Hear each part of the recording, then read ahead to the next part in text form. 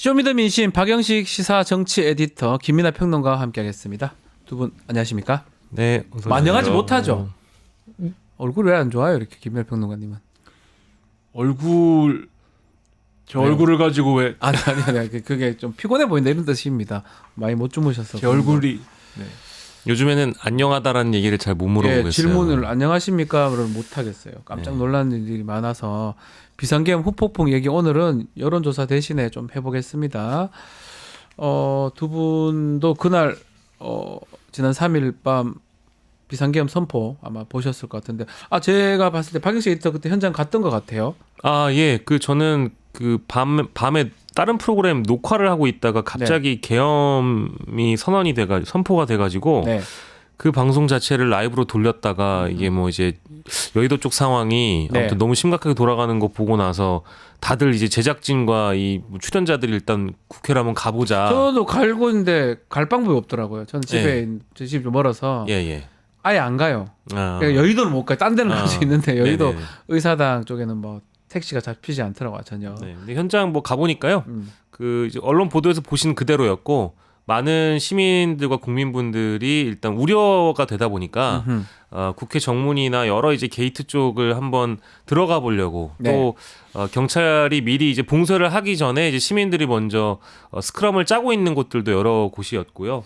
뭐 일촉즉발의 상황들이 뭐 순간순간 계속 벌어졌습니다. 뭐 헬기가 날아들고 장갑차가 실제 눈에 보이고 뭐 계엄군들이 왔다 갔다 하는 게 눈에 보이는 상황이었으니까 정말 이게 이제 현실이 맞는가? 다 대부분의 계신 시민분들이 그곳에서 이게 진짜냐 현실이냐? 저는 믿고 싶진 않았던 게 사진으로 계속 이제 전차 장갑차 같은 게 이제 있는 게 지금 찍혔잖아요. 또 공수부대가 왔다는 얘기들도 있고 그래서 저건 아닌데 저러면 안 되는데 그냥 누가 그냥 장난친 거지라고 좀 믿고 싶었는데 실제로 지금 보는 것처럼 나중에 헬기도 도착했고 또 공수부대 요원들이 국회 진입하려고 하는 모습도 있었습니다. 어떻게 보셨습니까? 그 당시 저 상황.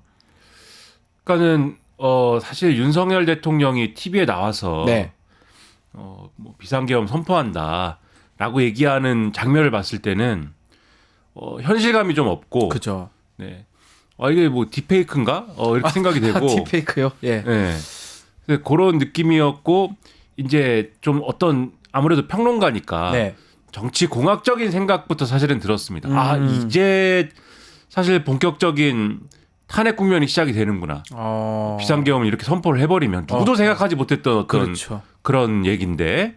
근데 약간 자책 느낌이잖아요. 저는 그런 느낌 받았고 저게 된다면 자책골이 되는 거 아니냐 이런 생각도 했었거든요. 그렇기 때문에 본격적인 탄핵 국면이 시작이 되는 거죠. 그러니까 누구도 생각하지 못했던 국면을 대통령이 스스로 열어버린 거 아닙니까? 그러니까요. 그러니까 이 자리에서도 말씀드린 게 이전까지는 국민들이 이게 윤석열 대통령이 국정을 잘 운영하지 못하는 것도 맞고 너무 김건희 여사만 감싸는 것도 맞는데 그렇다고 이제 탄핵을 할 것이냐에 대한 어떤 질문으로 가면 약간 그래도 옛날 이전 같지는 않은 것 같다. 네. 이게 이제 분명히 이제 탄핵 피로감이라든가 뭐 이런 게 있는데 이제 그런 문제가 분명히 현실적으로 있다. 이 말씀을 드렸는데 네.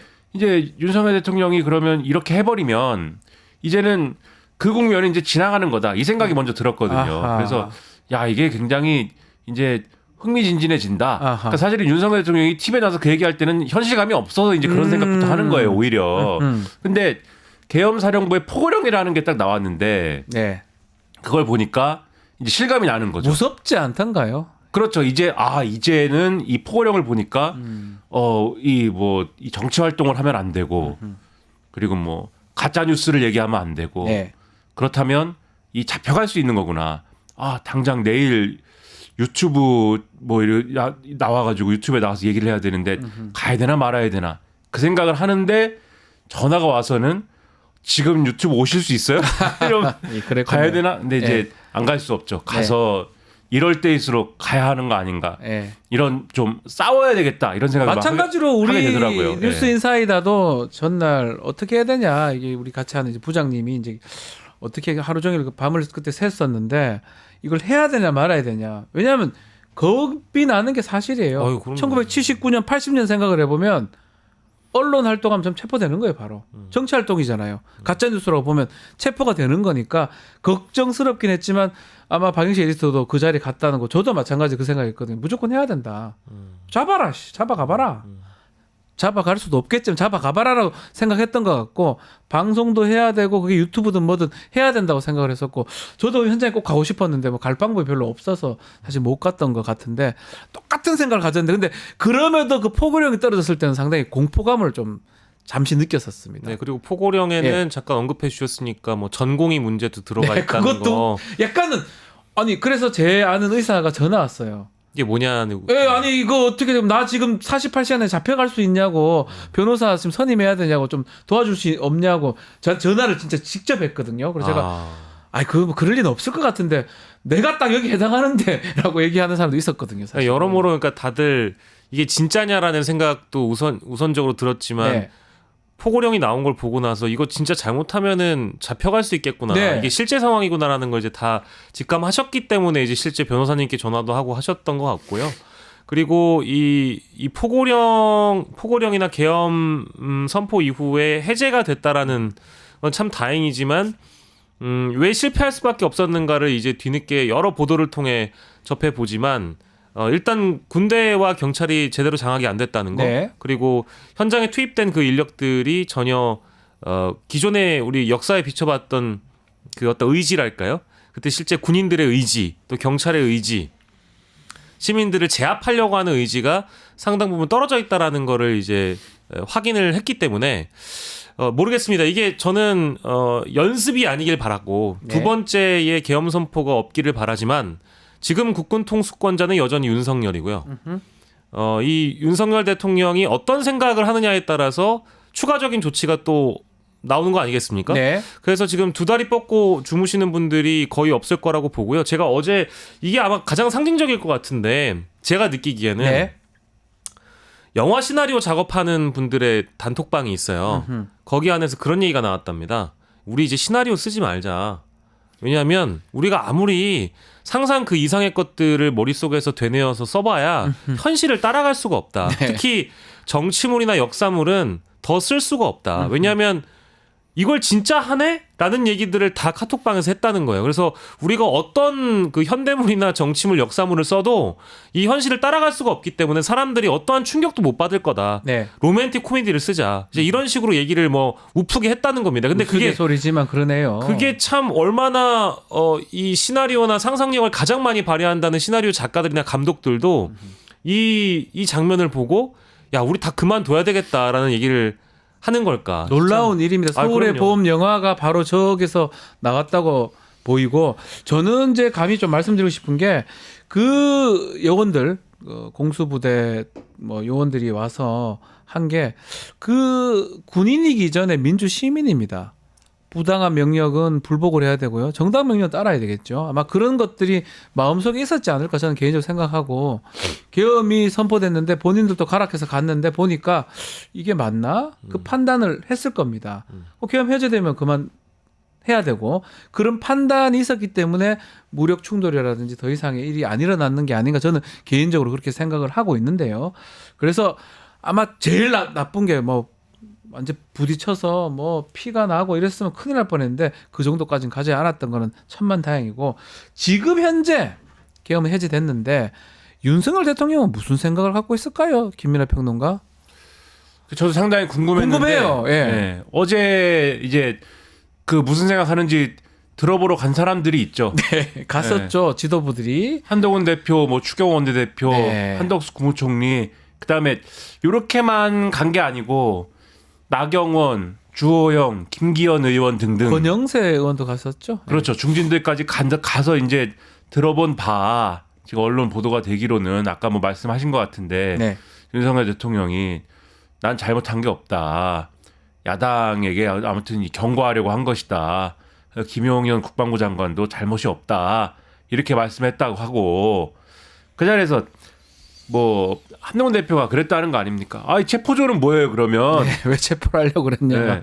체포조는 뭐예요? 체포로 들어간 거 참 봤잖아요. 네. 예. 그랬더니 윤석열 대통령이 그거는 포고령에 정치활동하지 말라고 돼 있는데 정치활동을 하니까 체포하려고 그런 거 아니겠니? 이렇게 말씀을 했다는데 그 앞서 이제 해설을 해주셨지만은 그 발언은 대통령이 자신의 인식이 어떤지에 대한 인정을 한 거 아닙니까? 그러니까요.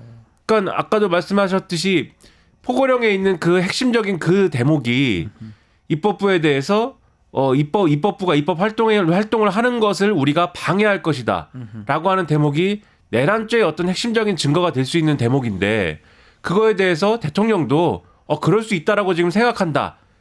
비상계엄을 선포한 당사자인 대통령이 그럴 수 있다라고 생각한다라는 것을 예. 여당의 대표 앞에서 발설을 한 것이지 않습니까? 참 놀랍습니다. 그걸 들은 거예요, 여당 대표는 예. 지금. 예. 그렇기 때문에 그런 생각을 갖고 있다라는 거를 생생하게 확인을 한 것이고 네. 그렇다면 대통령은 이 모든 것은 정당했다라고 지금 생각하고 있구나.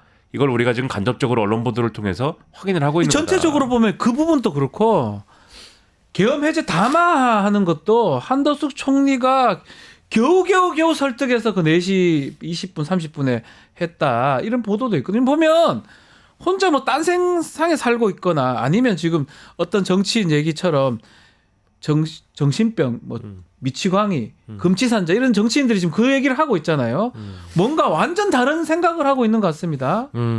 저는 그 4시 20분쯤에 있었던 대통령의 계엄 해제 담화라는 것은 네. 뭐 누군가가 등 떠밀었을 가능성이 높고 이제 뭐 이미 이제 시간이 36시간 이제 정도 흘러가고 있습니다만 대다수의 평론가들이나 이제 그 고관여층들이 전망했듯이 네. 그것은 윤석열 개인의 의지가 아니라 외부 변수가 분명히 있었기 때문에 등 떠밀려 나온 것이다라는 생각이 강하게 들었습니다. 네. 근데 그것이 우리 국내적으로는 봤을 때 뭐 내각이나 혹은 참모들 중에 이것은 반드시 이행을 하셔야 된다. 하지 않으시면 이것도 또 위법이나 불법이 된다라는 조언이 있었고 간곡한 호소가 있었기 때문에 이제 이런 보도들이 나오는 것인데 한편으로는 지금 미국 국무부나 미국 쪽에서 들리는 얘기를 들어보면 대한민국 상황에 대한 엄청난 우려와 걱정을 하고 있는 것도 사실이거든요.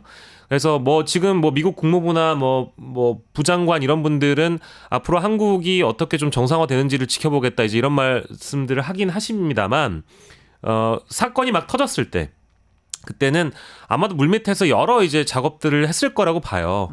한국 행정부의 경고의 메시지를 미국 차원에 날렸다든지 한국 대통령이 하고 싶었던 것을 스스로 할 수 없는 상황에 내몰렸기 때문에 이 계엄 해제 담화가 나왔던 것이지 윤석열 본인의 생각은 내가 잘못한 게 없다라고 네. 심지어 생각한다는 거 아닙니까? 아까 김민하 평론가 말씀 주신 것처럼 국방부 장관도 잘못이 없다. 내 네. 지시대로 이행하는 사람인데 뭐가 잘못이냐. 이런 태도였고 오늘 중앙일보 보도 중에 제가 좀 충격적인 대목이 여권 고위 관계자가 기자에게 털어놨던 내용인데요. 확 계엄해버릴까. 이 얘기를 평소에 하고 다녔다는 겁니다. 참 놀랍네요. 이게 예, 요거네요. 김건희에서도 몰랐고 확 계엄할까 하던 대통령 정말 계엄해버렸다. 이 내용이거든요. 그러니까 이게 평소에도 예.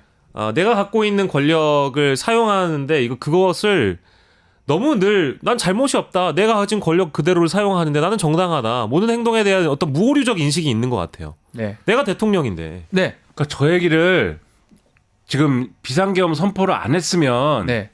그냥 주변 사람들이 웃고 재미있게 즐기는 재밌진 않지만 뭐 하여튼 네. 그럴 수 있다고 할 수 있지요. 농담이었을 수도 있어요. 그냥 지금은 그렇지 않잖아요. 뭐 대통령이 예. 재밌는 말씀하셨네요. 네. 참 확 계엄할까라고 하다니 네.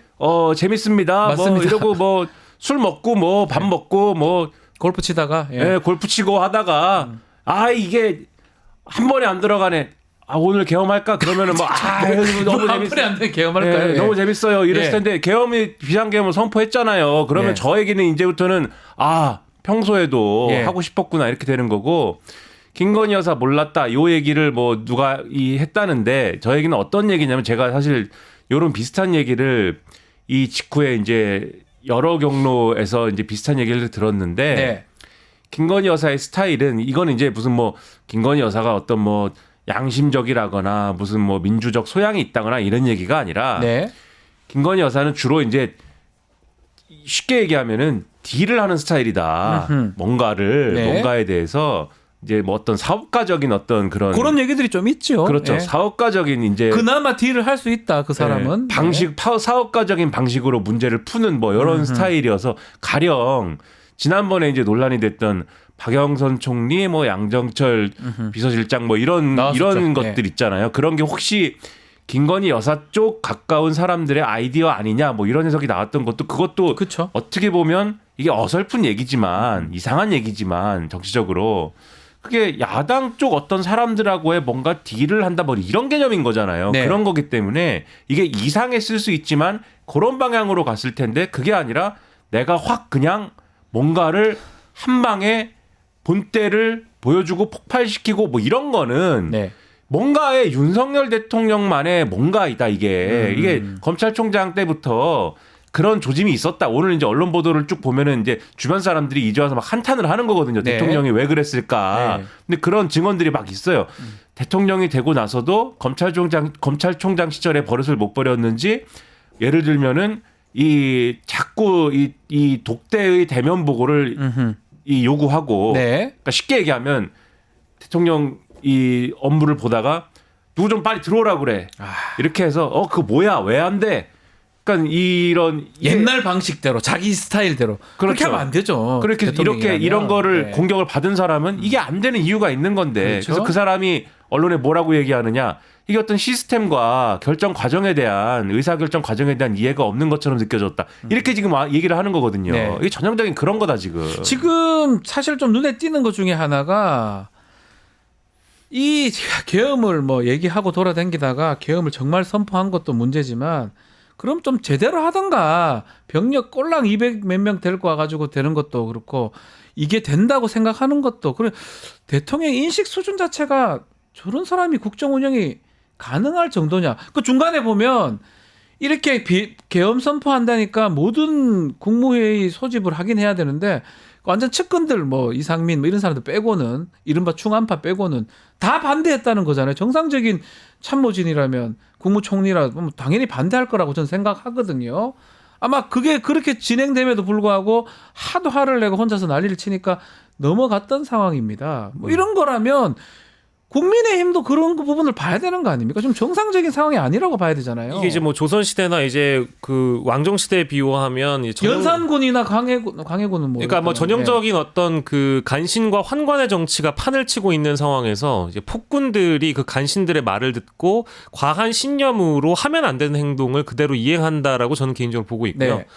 뭐 이런 표현들이 좀 불편하게 느껴지시는 개인들은 이제 찔리니까 그렇게 생각하시는 거고 전 두 가지가 있었다고 봅니다. 그러니까 첫 번째는 간신과 환관들로 분류되는 사람들의 어떤 무능, 자신들의 역량이 이 정도로 있을 거라고 생각했던 무능이 있는 것 같아요. 실제 국방부 내에서도 일각의 뭐 관계자에 따르면 언론 보도에 나온 내용인데 김용현 장관의 어떤 이런 과한 조치들이나 과한 태도들을 일부에서는 비판을 하고 있었다고 하거든요. 실제 그런 것들이 되겠냐라는 그런 의심이 있어서 현장에서 실제로 그런 군인들의 과한 행동으로 이어지지 않았던 것이 있는 것 같고요.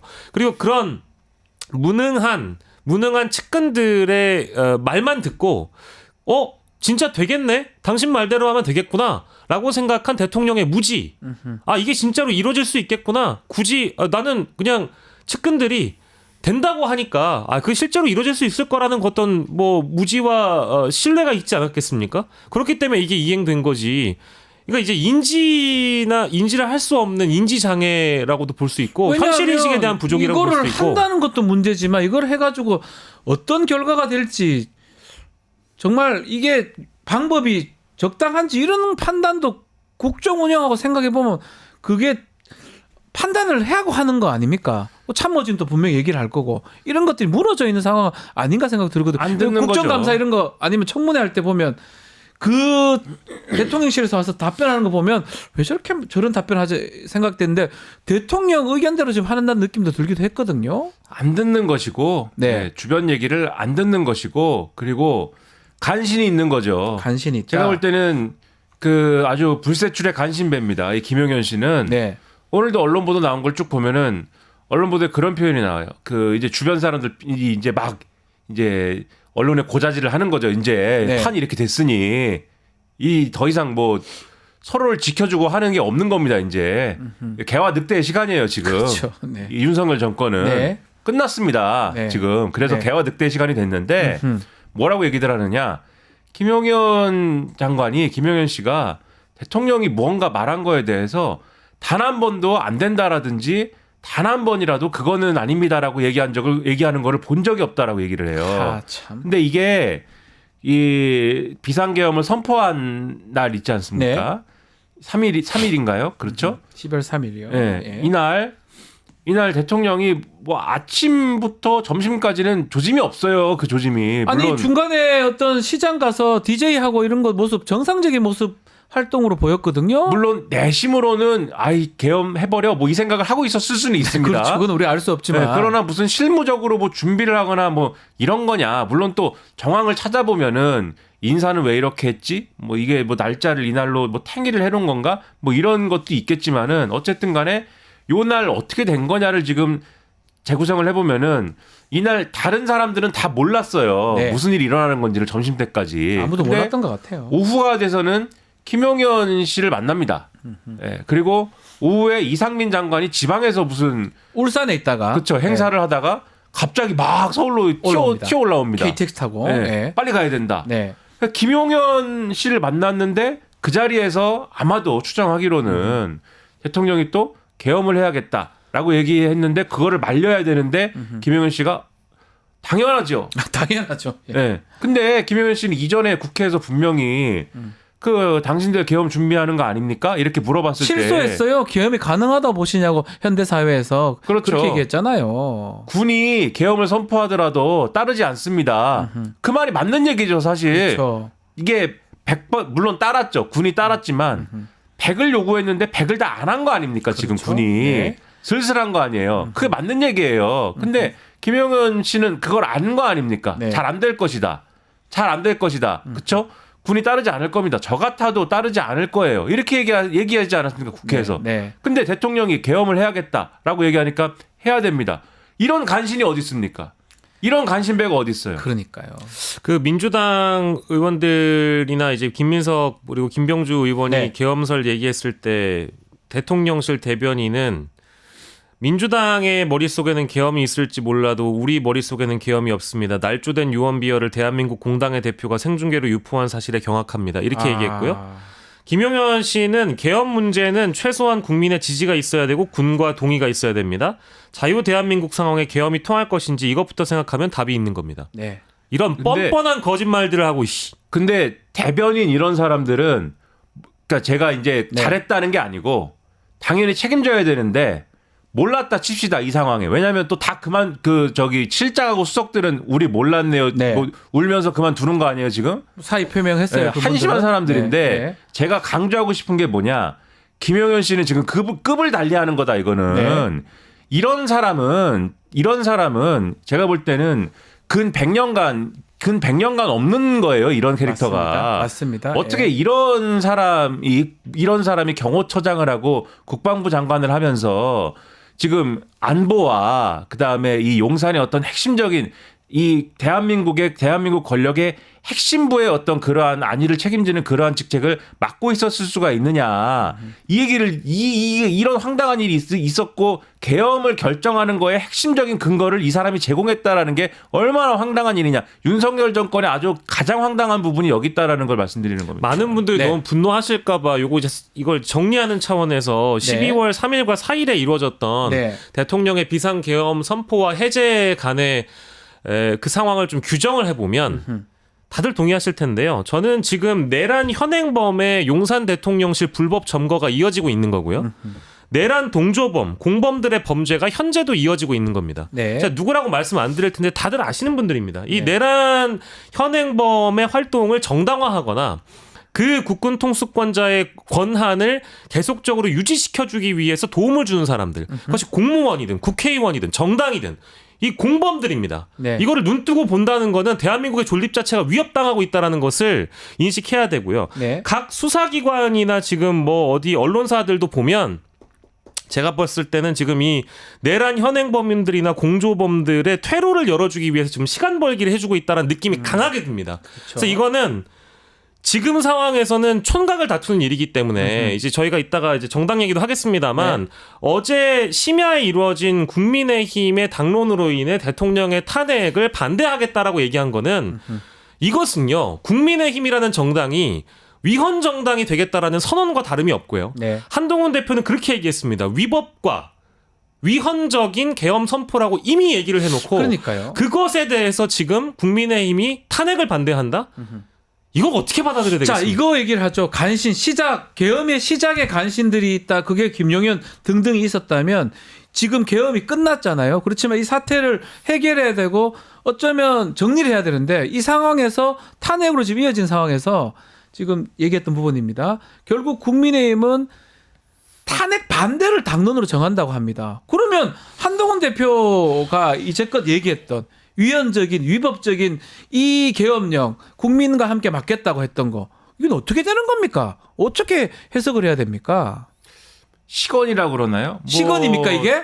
그 말도 안 되는 이 얘기죠. 그러니까 논리적 일관성을 지키려면은 그 위법하고 위헌적인 계엄이라고 본인이 수차례에 걸쳐서 입장을 냈고 언론 인터뷰에서도 그렇게 얘기를 했는데 그것의 논리적 일관성을 지키려면 그 위법하고 위헌적인 그 계엄을 선포한 사람이 누굽니까? 아 그러니까요. 법적 책임 묻는 게 맞는 거 아닙니까? 정치인이라면 그렇죠. 그러게 했으면. 대통령이지 않습니까? 그러면은 위법하고 위헌적인 계엄을 선포를 한 사람이 대통령이고 그리고 그러한 위법하고 위헌적인 계엄을 선포한 행위 그리고 그 행위에 동반되는 아까 내란죄 말씀하셨지만은 그 심지어는 그 계엄조차도 헌법의 이 바깥으로 나가버린 어떤 요소들에 대해서 네. 대통령이 뭔가 시정하고 반성하고 바로잡으려는 의지를 갖고 있는가에 대해서 한동훈 대표 직접 만나봤잖아요. 네. 그럴 의지도 없지 않습니까? 없잖아요. 없으면 결정을 해야죠. 이 이때가 얘기를 했는데요. 법의 논리로 법의 용어로 얘기를 하면 뭡니까? 개전의 정이 없는 거예요. 예. 지난번에 박근혜 전 대통령 탄핵할 때 헌법재판소가 파면 결정할 때 그때 파면할 때의 핵심 논리가 뭐였습니까? 헌법을 수호할 의지가 없고 없다. 이것을 바로잡을 의지도 없고 이것이 반복되고 있는 거에 대해서 뭐 수사를 받거나 이럴 의지도 없기 때문에 파면이 불가피하다 이거였어요. 그렇죠. 그렇죠. 그러니까 탄핵이 이거는 될 수밖에 없는 상황이란 말이죠. 그러면은 한동훈 대표와 이 적어도 그 18명의 그 뭡니까? 네. 이 계엄을 해제해야 된다는 것에 이 가서 찬성 투표한 18명의 사람들은 이 탄핵 투표에 대해서 탄핵 소추안에 대해서 찬성 투표를 하는 것이 논리적 일관성을 지키는 길인데 네. 아까 말씀드렸지 않습니까? 이 정권과 국민의힘은 개와 늑대의 시간이다. 예. 지금 그런 분위기가 아니고 저도 이제 뭐 이 시간 내내 화만 내고 싶은데 네.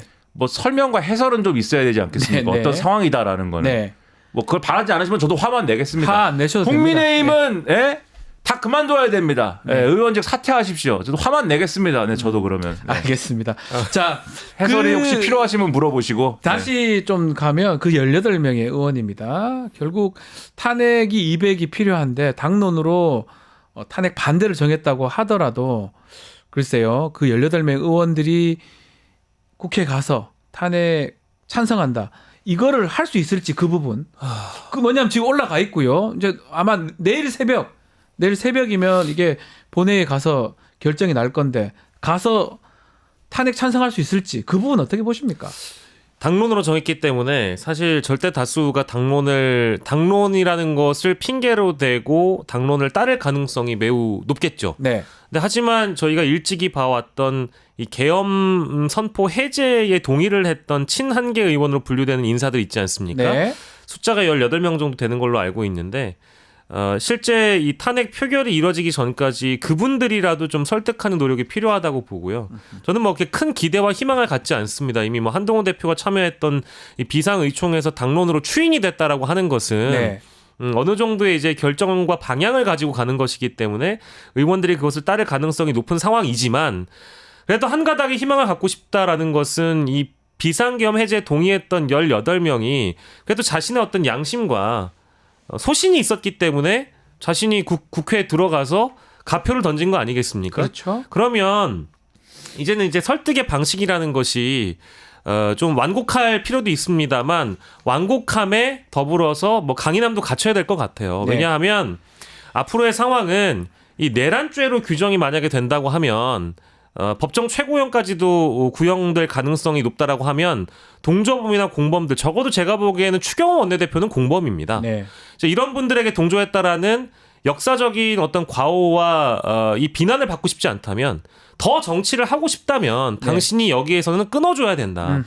윤석열 대통령과 함께 간다는 것은 당신이 미래에 아주 잠깐이나마 2년 반 동안 편할 수는 있어도 그 이후에 더 정치할 수 있다라는 것은 어려운 일이라고 설득을 해주실 필요가 있고요. 설득을 해야 된다. 그리고 모르겠습니다. 어떤 정권이 다음에 탄생할지 모르겠습니다만 제가 뭐 후반부에 말씀드리려고 했었는데 내란 현행범에 동조한 부역자 특별법 같은 것들을 만들어서 네. 이분들을 강하게 처단할 수 있는 이 기반을 만들어야 됩니다. 왜냐하면 우리가 기존에 있었던 비상계엄 이후에 실제 내란죄로 사형을 구형받고 무기를 갖다가 풀려나신 분들이 있잖아요. 뭐 전두환. 그 전례가 있기 때문에 이런 짓을 또 벌이는 거거든요. 네.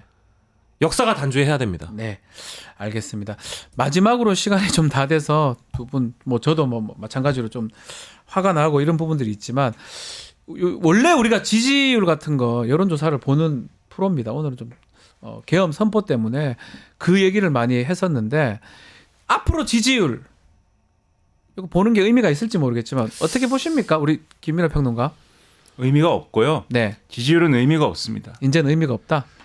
지금 국민의힘에 대해서 말씀을 해주셨는데 뭐 표결이나 이런 게 어떻게 될 거냐 등등 지금 국민의힘 사람들 그런 거 관심 없습니다. 네. 지금 뭐 이 윤석열 대통령하고 같이 간다? 예. 관심 없습니다. 그럼 뭐죠? 더 이상 윤석열 대통령으로는 안 된다라는 거에 대해서 제가 볼 때는 대부분의 의원들이 동의할 겁니다. 문제는 뭐냐? 윤석열 대통령으로 안 되는데 윤석열 대통령으로 통치가 안 되는데 아까 제가 개와 늑대의 시간이라고 말씀드리지 않았습니까? 그 이후 포스트 윤석열의 국면이라는 건 뭐냐? 이거 가지고 지금 난리인 거예요. 이미 제가 볼 때는. 예. 왜 지금 보도가 윤석열 대통령은 비상계엄을 너무 하고 싶은 상황이었지만 왜 한덕수 총리는 그걸 열심히 말리었다. 네. 한덕수 총리만큼은 그것을 말리고 국회가 계엄 해제를 결정했을 때 왜 한덕수 총리가 그거를 설득을 해가지고 이거를 막았다. 왜 보도가 이렇게 나올까? 한독수입니까? 아니, 그렇다기보다는 예. 한번 생각을 해보시고 네. 지금 잘 생각을 해보시면 만약에 지금 논리가 막 이런 거예요. 탄핵만큼은 우리가 막자. 친한이든 친윤이든 뭐 이런 거를 말씀하시는 분들의 논리가 뭐냐면 지금 탄핵하면 정권은 민주당으로 넘어간다. 바로 이거예요. 넘어간다. 다른 얘기가 아니에요, 지금. 딴 얘기 하나도 없어요. 그러니까 무슨 내란죄에 뭐 처벌을 받을 수 있고 역사에 죄를 짓는 것이고 민주주의를 우리가 이 뭔가 복구해야 되고 이런 거에 관심이 없는 분들입니다. 이분들이 그럼 안 권력이 되잖아요. 어디로 가느냐? 안 되잖아요. 그러면 그렇죠. 안 되는데 그 주판을 튕기게 들어갔고 그다음에 뭘 얘기하느냐? 적어도 질서 있는 퇴진을 해야 된다. 근데 이 질서 있는 퇴진이라는 게 뭐냐? 이재명 대표가 앞으로 사법적으로 어떻게 될지 모르는 거 아니냐. 네. 그러니까 시간을 벌어가지고 이재명 대표의 어떤 운명이나 이런 거를 지켜볼 수 있는 그런 역할을 시간을 벌어서 좀 버티면서 윤석열 대통령을 어떻게든 설득을 해서 그게 이른바 무슨 임기 단축 개헌이 됐든 아니면은 아마 이거 안 할 거지만 자진 뭐 사퇴가 됐든 요거를 할 수 있는 그걸 확보를 하고 근데 요거를 하려면은 지금 탄핵소추안이 가결이 되면 안 되죠. 왜냐하면 탄핵소추안이 가결이 되는 순간 사퇴를 할 수가 없어요. 사퇴든지 뭐 개헌이든지 이런 거 할 수가 없는 거예요. 그래서 요런 게 만약에 이게 가결이 되면은 한동훈 대망론도 없어지는 거거든요. 그러니까 지금 탄핵소추안이 가결이 되면 요런 거 가지고 지금 막 굴리고 있는 거고. 그러면 안 되지 않습니까? 그래서 만약에 이런 것들 때문에 윤석열 대통령이 대통령직이 권리가 되면 누가 그러면 대행합니까? 한덕수 총리가 대행하잖아요. 예. 그러면 지금 사람들이 한덕수 총리에 대해서 어떤 마음을 가져야 됩니까? 안정적인 어떤 리더십이다라는 게 지금 있어야 되는 거잖아요. 지금 뭔가 이런 그림으로 가는 흐름이 있는 것 같다라는 느낌이 들기 때문에 그래서 말씀하신 대로 이러면 안 되지 않느냐. 지금 필요한 것은 이 상황을 만든 거에 대한 집권여당으로서의 책임을 지는 것부터 생각해야 되는 거 아니냐. 책임을 져야 되는데 끝까지 정말 그게 맞다면 그런데 네. 지금 요 여의도는 개와 늑대의 시간에 들어갔다. 이미. 마지막으로 짧게 네. 한 말씀만 박영식 드리겠습니다. 평론가? 예. 오늘 그 사과를 하신다고 하잖아요. 네. 그런 예측이 있습니다. 예, 보도가 있었습니다. 예, 윤석열 원래 어제 하려고 했는데 예, 윤석열 대통령이 사과를 한다고 하는데 이렇게 사과를 해서 끝낼 문제였다고 했다면 굳이 왜 네. 비상계엄을 선포를 했는가? 화면으로도 나갔고 여러분들 다 보신 그대로 군인이 여러분들의 민의의 전당인 국회를 짓밟았어요. 네. 장갑차가 나타나고 헬기가 나타났습니다. 근데 이거를 그냥 사과로 끝내겠다라는 거면 국민은 어느 정도로 무시하고 있는지를 알 수 있고요. 두 번째로는 이 방송을 보시는 모든 분들께 말씀드리고 싶은 건 저는 뭐 민주주의라는 것 자체는 매우 아슬아슬한 거라고 생각합니다. 네. 어느 한쪽으로만 살짝 기울어져도 민주주의를 지키는 건 어렵다. 근데 다만 국민 여러분들과 시청자분들께서 지켜봐 주시는 한 민주주의가 무너지는 일은 없다고 저는 생각하거든요. 네. 그래서 뭐 지금이라도 늦지 않았습니다. 이제 여러분들께서도 이제는 뭐 키가 국민의힘으로 넘어가 버린 상황이니까 현실적으로. 그래서 국민의힘의 18명의 의원이라도 최대한 좀 완곡하고 또 뭐 혹은 뭐 또 강하게 설득해서 탄핵 표결이 좀 긍정적인 방향으로 결론이 나올 수 있게끔 독려해 주셨으면 좋겠습니다. 제가 죄송합니다. 하나만 네, 얘기할게요. 말씀 여기에 주십시오. 대해서. 네. 저 사과가 이 사과로 뭔가 수습될 수 있다라는 생각을 갖고 하는 사과면 그나마 성의가 있는 겁니다. 네. 이 사과 왜 하는 것이냐? 저 사과를 해야 지금 탄핵 반대 뭐 당론 정했잖아요. 아. 그거에 대한 무슨 명분이라도 서니까 사과라도 하세요라고 당에서 요구한 겁니다. 사과를 위한 사과. 그래서 지금 사과하는 건데 만약에 저 사과를 할 때 윤석열 대통령의 마음가짐은 뭐다? 지금 가서 확인하고 왔다고 말씀드리지 않았습니까? 네. 자기는 잘못한 게 없다라고 이미 생각을 하고 있는 거예요. 그런데 당에서 어쨌든 탄핵 소추안에 대해서 이탈표를 최소화해야 되니까는 뭐라도 지금 핑계를 줘야 됩니다. 명분을 줘야 됩니다. 그러니까 하는 액션에 불과한 거다. 최소한의 그런 성의조차도 없는 것이다. 네, 그 네. 말씀을 꼭 드리고 싶습니다. 알겠습니다. 자, 오늘 두 분 말씀은 여기까지 하겠습니다. 자, 김민아, 박영식 두 분 말씀 감사합니다. 고맙습니다. 고맙습니다. 유튜브 구독하고 실시간 채팅과 댓글을 남기시면 매일매일 7,000TTCO를 드립니다. 참여 방법은 통통물 어플을 다운로드하고 회원가입과 로그인을 해주세요. 마이페이지에서 나의 회원 고유 번호를 복사해주세요. 유튜브 구독 후 실시간 채팅이나 댓글창에 고유 번호를 한 번만 입력하면 준비 끝! 지금 유튜브 채팅과 댓글 쓰기 참여하고 7,000TTCO 받아가세요.